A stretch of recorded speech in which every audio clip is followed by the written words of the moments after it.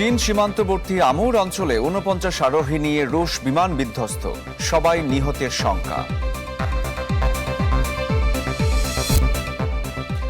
বিমান বিধ্বস্তে দগ্ধ আরও এক শিক্ষার্থীর মৃত্যু, এখনো নিখোঁজ ৫, ২ শিক্ষককে সম্মাননা দেবে সরকার।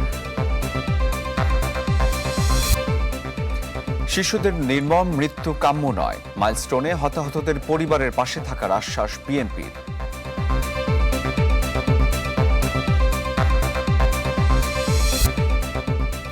বিতর্কিত বিচারপতি খায়রুল হককে আজ তোলা হতে পারে আদালতে, কঠোর শাস্তি দাবি।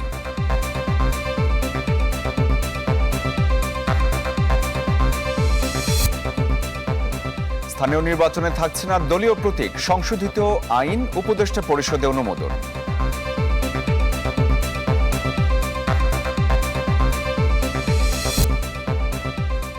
ঢাকায় এসিসির সাধারণ সভা শুরু, রাজনীতিকে ভুলে ক্রিকেটের স্বার্থে একসাথে কাজ করার অঙ্গীকার।